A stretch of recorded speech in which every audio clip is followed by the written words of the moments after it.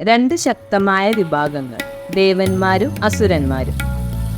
ഇരുവരും തമ്മിലുള്ള ഒരു ശാശ്വത പോരാട്ടത്തിൽ ജ്ഞാനിയും ആദരണീയനുമായ ശുക്രാചാര്യനായിരുന്നു അസുരന്മാരുടെ ഗുരു. അദ്ദേഹത്തിൻ്റെയും ഈ അവസാനിക്കാത്ത പോരാട്ടത്തിന് ആക്കം കൂട്ടിയ ശാപത്തിൻ്റെയും കഥയാണിത്.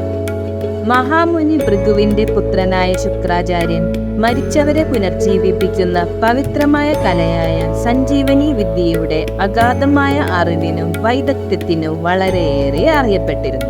എന്നാൽ അസുരന്മാരുടെ ഗുരുവായി മാറുന്നതിനു മുമ്പ് ശുക്രാചാര്യൻ ഈ ദിവ്യജ്ഞാനം നേടുന്നതിനായി കഠിനമായ തപസ്സു ചെയ്തു. അഗാധമായ പ്രേരണയാൽ നയിക്കപ്പെട്ടതും വലിയ ദുരന്തത്താൽ അടയാളപ്പെടുത്തിയതുമായ ഒരു തപസ്. തന്റെ തപസ്സിനുള്ള ശുക്രാചാര്യന്റെ പ്രചോദനം ആഴത്തിലുള്ള ഉത്തരവാദിത്വ ബോധത്തിൽ നിന്നും ദുഃഖത്തിൽ നിന്നുമാണ്. പലപ്പോഴും ദേവന്മാരുമായി കലഹിച്ച അസുരന്മാർക്ക് അവരുടെ യുദ്ധങ്ങളിൽ നിരന്തരമായ പരാജയവും മരണവും നേരിടേണ്ടി വന്നു. അസുരന്മാരെ ശാക്തീകരിക്കാനും ഉന്മൂലനനാശത്തിൽ നിന്ന് അവരെ സംരക്ഷിക്കാനും തീരുമാനിച്ച ശുക്രാചാര്യൻ ശിവനെ പ്രീതിപ്പെടുത്താനും സഞ്ജീവനി വിദ്യ നേടാനും തപസ് ചെയ്യാൻ തീരുമാനിച്ചു. മാറുന്ന ഋതുക്കൾക്കും കാലങ്ങൾക്കും അപ്പുറം അനങ്ങാതെ കാടിന്റെ നടുവിൽ ഒറ്റക്കാലിൽ നിന്നുകൊണ്ട് വർഷങ്ങളോളം ശുക്രാചാര്യൻ കഠിനമായ തപസ് ചെയ്തു. അവന്റെ ധ്യാനം വളരെ തീവ്രമായിരുന്നു. അവന്റെ താഴെയുള്ള മണ്ണ് പുകയാൻ തുടങ്ങി. അവന്റെ തീരുമാനത്തിൽ ആകാശം വിറച്ചു. പക്ഷേ ദേവരാജാവായ ഇന്ദ്രന്റെ നേതൃത്വത്തിലുള്ള ദേവന്മാർ ശുക്രാചാര്യന്റെ വർദ്ധിച്ചു വരുന്ന ശക്തിയെക്കുറിച്ച് കൂടുതൽ ഉത്കണ്ഠാകുലരായി. ശുക്രാചാര്യൻ തന്റെ തപസ്സിൽ വിജയിച്ചാൽ അസുരന്മാർക്ക് തങ്ങളെക്കാൾ കാര്യമായ നേട്ടം ലഭിക്കുമെന്ന് അവർക്ക് അറിയാമായിരുന്നു. ഇത് തടയാൻ തീരുമാനിച്ച ഇന്ദ്രൻ ശുക്രാചാര്യരുടെ ധ്യാനം തടസ്സപ്പെടുത്താൻ ഒരു വഴി തേടി.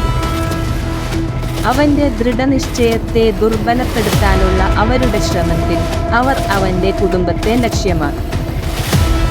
ഈ സമയത്ത് ദേവന്മാർ ക്രൂരമായ ഒരു പ്രവൃത്തിയിൽ ശുക്രാചാര്യരുടെ അമ്മയെ വധിച്ചു. നഷ്ടം വിനാശകരമായിരുന്നു. പക്ഷേ ശുക്രാചാര്യൻ ദുരന്തത്തെക്കുറിച്ച് അറിയാതെ തപസ്സിൽ ഉറച്ചുനിന്നു. തപസ്സിൽ സംതൃപ്തനായ ശിവൻ പ്രത്യക്ഷപ്പെട്ട് ശുക്രാചാര്യരെ മരിച്ചയാളെ ജീവിതത്തിലേക്ക് തിരികെ കൊണ്ടുവരുന്ന ഒരു മന്ത്രം പഠിപ്പിച്ചു. ഈ മന്ത്രം മൃതസഞ്ജീവനി അല്ലെങ്കിൽ മരിച്ചവരെ ജീവിപ്പിക്കുന്നവൻ എന്നാണ് അറിയപ്പെടുന്നത്. ഒടുവിൽ ശിവനിൽ നിന്ന് വരം വാങ്ങി മടങ്ങിയപ്പോൾ ശുക്രാചാര്യൻ കണ്ടത് തന്റെ പ്രിയപ്പെട്ട അമ്മ ജീവനില്ലാതെ കിടക്കുന്ന കാഴ്ചയാണ്. അവന്റെ ഉള്ളിൽ നിറഞ്ഞു നിന്ന സങ്കടവും ദേഷ്യവും സങ്കല്പിക്കാൻ പോലും പറ്റാത്തതായിരുന്നു. ദുഃഖവും ക്രോധവും കൊണ്ട് കനത്ത ഹൃദയത്തോടെ ശുക്രാചാര്യൻ തന്റെ കോപം ദേവന്മാരുടെ നേരെ തിരിച്ചു. അവന്റെ അമ്മയുടെ നഷ്ടവും ദേവന്മാരിൽ നിന്ന് അവൻ അനുഭവിച്ച വഞ്ചനയും ചേർന്ന് അവരുടെ മേൽ ശക്തമായ ശാപം ഏൽപ്പിക്കാൻ അവനെ പ്രേരിപ്പിച്ചു.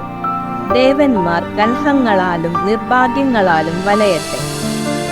അവർ അനന്തമായ വെല്ലുവിളികളെ അഭിമുഖീകരിക്കട്ടെ. അവരുടെ വിജയങ്ങൾ ക്ഷണികമാണ്, അവരുടെ പരാജയങ്ങൾ പലതും. എന്റെ ശിഷ്യന്മാരായ അസുരന്മാരുടെ കാരുണ്യത്തിൽ അവർ എന്നേക്കും തങ്ങളെ തന്നെ കണ്ടെത്തട്ടെ. ഇതായിരുന്നു ആ ശാപം. ശാപം സംഘട്ടനത്തിന്റെ ശാശ്വതമായ കഥയ്ക്ക് കളമൊരുക്കി. ദേവന്മാർ അസുരന്മാരുമായി നിരന്തരമായി യുദ്ധത്തിൽ ഏർപ്പെടേണ്ടി വന്നു. ആകാശത്തും ഭൂമിയിലും യുദ്ധങ്ങൾ പൊട്ടിപ്പുറപ്പെട്ടു. ഓരോ ഏറ്റുമുട്ടലിലും ശക്തിയുടെ സന്തുലിതാവസ്ഥ മാറി. ദേവന്മാർക്ക് നിരവധി നഷ്ടങ്ങളുണ്ടായി. അവരുടെ കോട്ടകൾ ഉപരോധിച്ചു, നിധികൾ മോഷ്ടിക്കപ്പെട്ടു, നിലനിൽപ്പിന് ഭീഷണിയായി. ക്രമസമാധാനം പുനഃസ്ഥാപിക്കുന്നതിനും നഷ്ടപ്പെട്ടവ വീണ്ടെടുക്കുന്നതിനും വിഷ്ണുവിന്റെ വിവിധ അവതാരങ്ങളിൽ ദിവ്യമായ ഇടപെടൽ ആവശ്യമായിരുന്നു. ഓരോ തവണയും അവർ മറികടക്കാനാവാത്ത വെല്ലുവിളികൾ നേരിടുമ്പോൾ അവരെ സഹായിക്കാൻ വിഷ്ണുവിന്റെ ഒരു അവതാരം ഇറങ്ങി. സൃഷ്ടാധിപതിയായ ഹിരണ്യകശിപുവിനെ പരാജയപ്പെടുത്തിയ നരസിംഹമായാലും ശക്തനായ ബാലിയെ മറികടന്ന വാമനനായാലും വിഷ്ണുവിന്റെ അവതാരങ്ങൾ ദേവന്മാരുടെ രക്ഷകനായി മാറി. അങ്ങനെ ശുക്രാചാര്യന്റെ ശാപത്താൽ രൂപപ്പെട്ട ദേവന്മാരുടെയും അസുരന്മാരുടെയും കഥ തുടർന്നു. സംഘർഷത്തിൻ്റെയും പരിഹാരത്തിൻ്റെയും നഷ്ടത്തിൻ്റെയും വീണ്ടെടുപ്പിൻ്റെയും ഇരുട്ടിൻ്റെയും വെളിച്ചത്തിൻ്റെയും കഥയായിരുന്നു അത്.